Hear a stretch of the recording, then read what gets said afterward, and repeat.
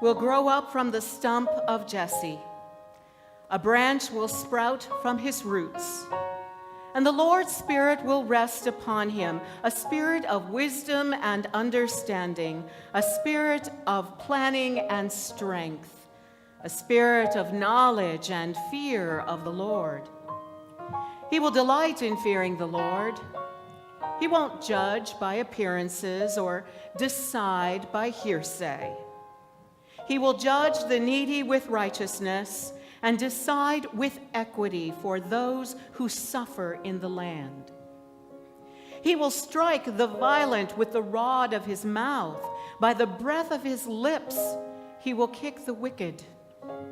Righteousness will be the belt around his hips, and faithfulness the belt around his waist. The wolf will live with the lamb, and the leopard will lie down with the young goat. The calf and the young lion will feed together, and a little child will lead them. The cow and the bear will graze. Their young will lie down together, and a lion will eat straw like an ox. A nursing child will play over the snake's hole, and toddlers will reach right over the serpent's den. They won't harm or destroy anywhere on my holy mountain. The earth will surely be filled with the knowledge of the Lord, just as the water covers the sea. On that day, the root of Jesse will stand as a signal to the peoples. Nations will seek him out, and his dwelling will be glorious.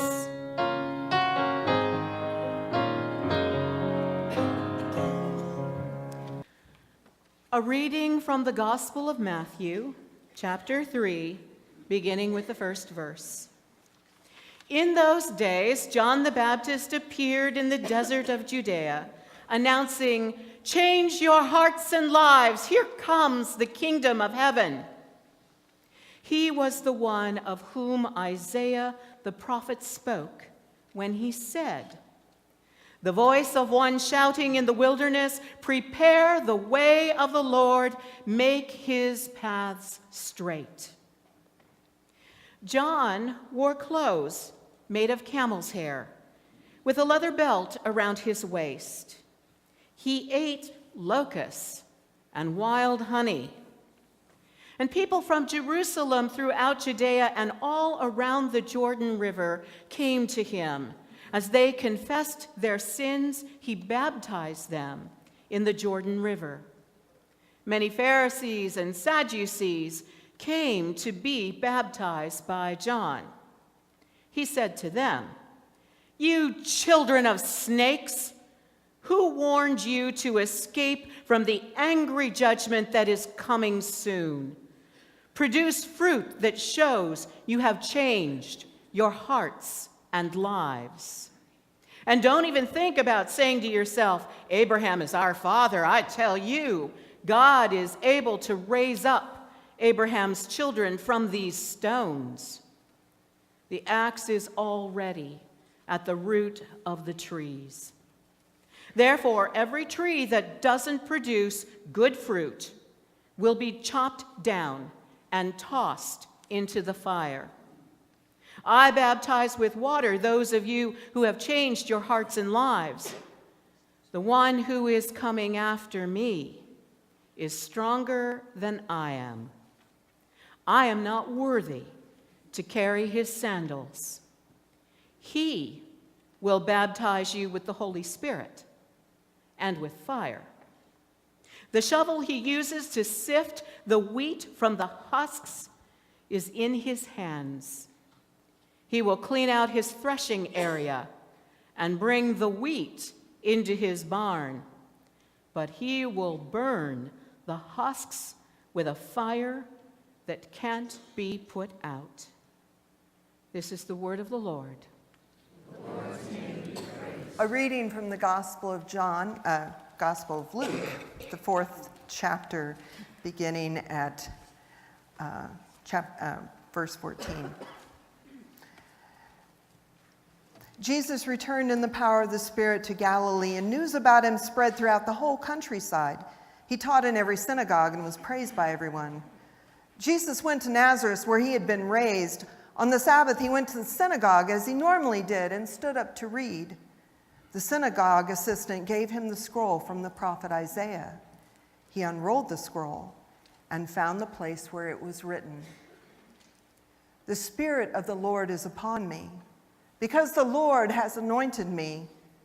He has sent me to preach good news to the poor, to proclaim release to the prisoners and recovery of sight to the blind, to liberate the oppressed, and to proclaim the year of the Lord's favor." This is the word of the Lord. The Lord's name be praised.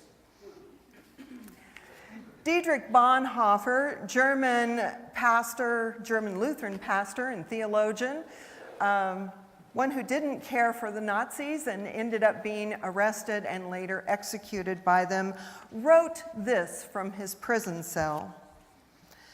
"A prison cell in which one waits, hopes, does various unessential things, and is completely dependent on the fact that the door of freedom has to be opened from the outside, is not a bad picture of Advent." Now, for most of us who have not sat in a jail cell, it's easy to dismiss this statement, but listen again, listen carefully and think about it. A prison cell in which one waits, hopes, does various unessential things, and is completely dependent on the fact that the door of freedom has to be opened from the outside, is not a bad picture of Advent. We know that Advent is about waiting. We know Advent is about hoping. We'd like to think we are not busy doing unessential things, but the fact of the matter is, unless you recognize the prison cell and how little control you have, do we really understand what it means to wait, to hope, to keep busy while we watch for someone to come and unlock the door? The iconic 20th century American play Our Town makes this statement. The stage manager at the beginning of Act 3 says, "Now there are some things we all know, but we don't take them out and look at them very often. We all know that something is eternal, and it ain't houses, and it ain't names, and it ain't earth, and it ain't even the stars. Everybody knows in their bones that something is eternal, and that something has to do with human beings. All the greatest people ever lived have been telling us that for 5,000 years, and yet you'd be surprised how people are always losing hold of it. There's something way down deep that's eternal about every human being." Do we remember that? Do we realize it? Do we think about it? Or do we get busy living our lives, doing the unessential things, forgetting that there's something eternal, everlasting, so worthwhile? As the play continues, Emily, recently deceased, decides to return back to her home on her 12th birthday. She wants to experience life again. She wants to hold on to what she used to have, but it is a great disappointment to her. And as she watches her mother, who is busy in the kitchen doing the things that mothers do, calling the kids for breakfast and talking nonstop about what the day will bring, and Emily, you need to do this, and calling her brother down from upstairs and talking about, you remember your dad has been out of town and all this stuff. Finally, Emily can't take it anymore, and she proclaims, "Oh, Mama, just look at me 1 minute, as though you really saw me. Mama, 14 years have gone by. I'm dead. You're a grandmother, Mama. I married George Gibbs, Mama. Wally's dead too. Mama, his appendix burst on a camping trip to North Conway. We felt just terrible about it. Don't you remember? But just for a moment now, we're all together. Mama, just for a moment, we're happy. Let's look at one another. Let's look at one another. Let us see what is eternal and what is important in this world. Let's look at one another before it's too late. Let's see before we lose the opportunity. For it is in seeing that the door to our prison cell will be open. What makes up our windows, the bars, the lock of our prison cells? In the book Sent, Delivering the Gift of Hope at Christmas, Lanisha Rouse tells a story about Miss Ruby and a program called Room in the Inn. Sounds a little familiar for this time of year, doesn't it? Room in the Inn? Room in the Inn is a national program in which different city churches invite people who are experiencing homelessness to come and eat a meal and spend the night during the cold months where it's safe and warm. Miss Ruby is an intellectually disabled person that has become a part of Rouse's family in a very odd way. And it just so happens that this particular year, it falls to Rouse and her family to be the host on Christmas Eve. Can you imagine the opportunity on the night when we celebrate the one for whom there was no room in the inn to give room in the inn? And so she goes to talk to Miss Ruby, to ask Miss Ruby if she will come and play host to Jesus. Well, of course Miss Ruby agrees. She understands how important it is to play host to Jesus. And as each of these 12 men who are experiencing homelessness come into the church, Miss Ruby greets them with a hearty, "Hello, Jesus! Ho, ho, ho! Hello, Jesus! Ho, ho, ho! Hello, Jesus! Ho, ho, ho!" And on down the row it goes. Now, we might be tempted to say Miss Ruby is trapped in a prison called disabled. But that night, there was no lock on her door, and she was out there playing host extraordinaire, and she finished the evening going, "Ruby happy." Yep, Ruby happy. And she was. And she was the embodiment of Christ to those men coming through that door. And what's more, in her own way, she gave them the greatest Christmas gift anyone could, because she saw those men. She saw those men for who they really were, not for all the labels, the prison that we would stick them in. You know what it's like. Maybe you, like I have sometimes thought it. The homeless, the lazy, the addict.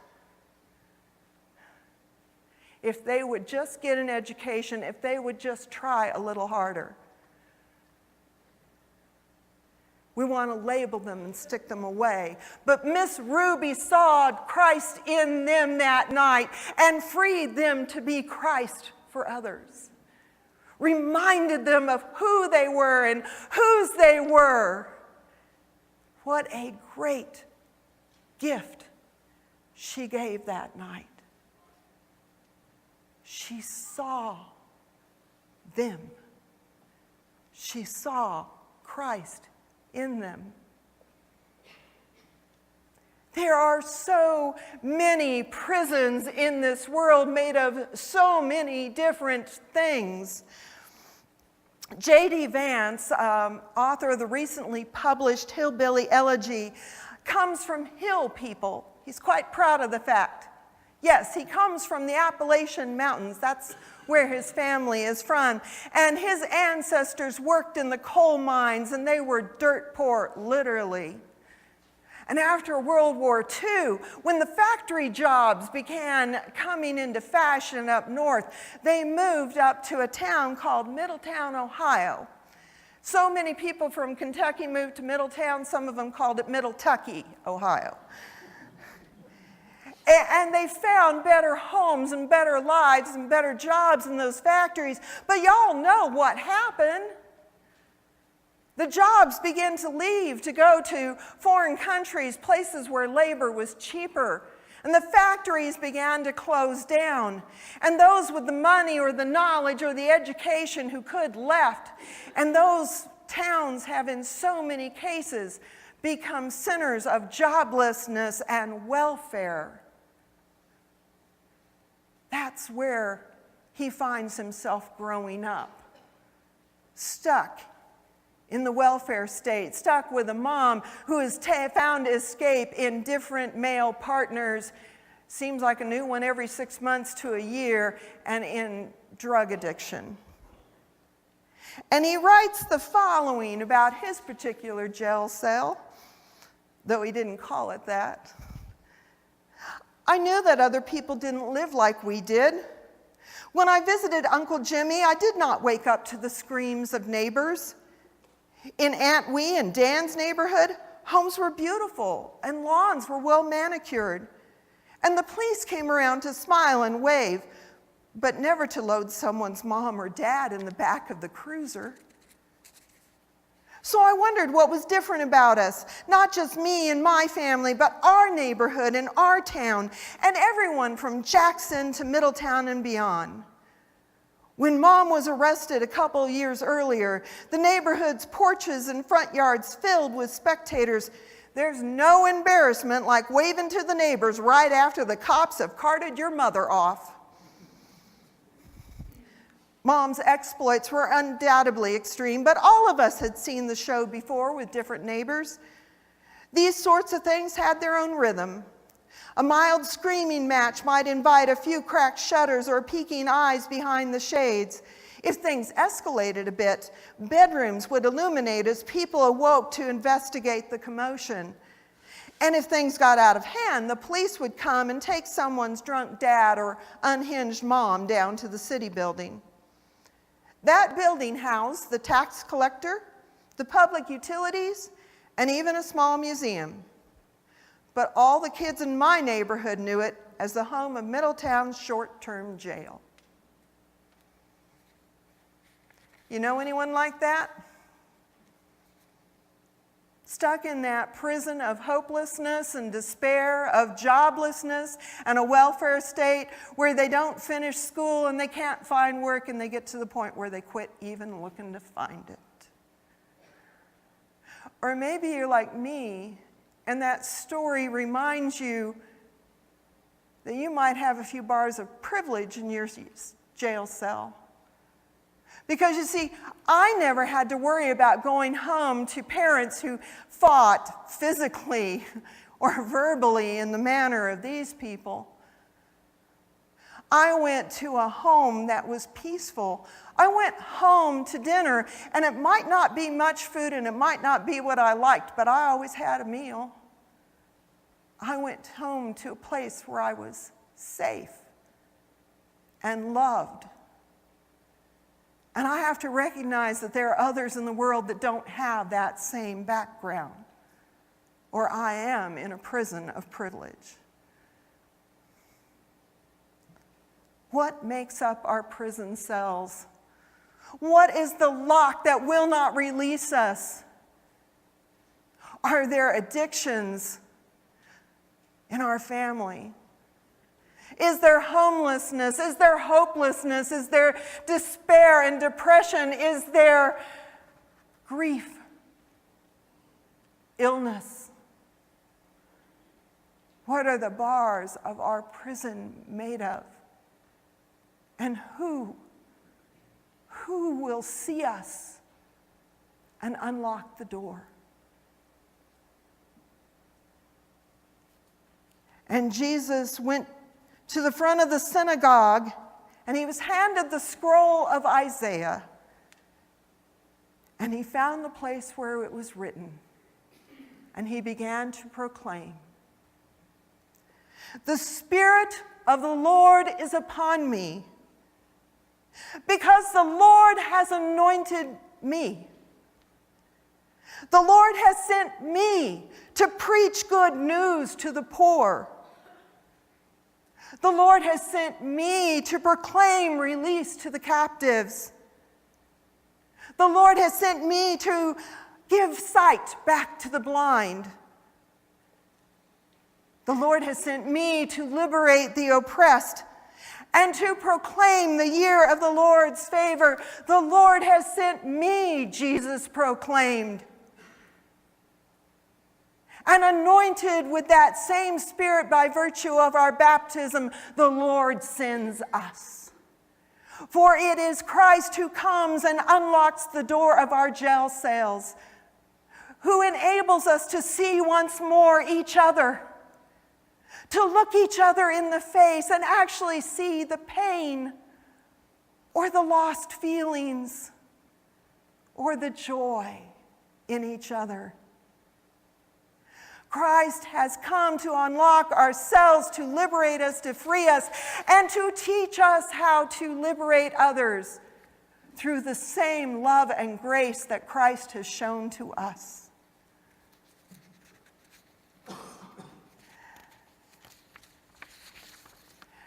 Michael Gerson writes on the importance of Advent following a divisive political season that the pursuit of social justice and the maintenance of public order are vital work, but these tasks are temporary and in an ultimate sense secondary. If Christianity is true, C.S. Lewis noted, then the individual person will outlive the universe. All our anger and worry about politics should not blind us to the priority and value of the human beings placed in our lives, whatever their backgrounds or beliefs. Christianity teaches that everyone is broken, sick, and lonely. Everyone is beneath our notice or beneath our contempt is somehow Christ among us. We show civility and respect not because men and women who share our path always deserve it or return it, but because they bear a divine image that can never be completely erased. God has sent us to proclaim a better world to the poor and oppressed. God has sent us to proclaim release to the captives. God has sent us to help the blind recover their sight. God has sent us, anointed us with Christ's Spirit, provided us with an example of love and grace that we can only hope to match, and then sends us out into the world, to the broken and the lonely and the lost and the hopeless, and to touch those lives with the eternal image of Christ that lives in each and every one of us and in them as well. Bruce proclaims in the book Sent, if we truly see God in our midst, we will be able to love our neighbors and ourselves in ways that free, empower, and restore our communities and us. Christ is the one who opens the door, who heals us of our sin, our fear, our pain, and enables us to do the same for each other. may we see each other and Christ in each other today and every day. Amen.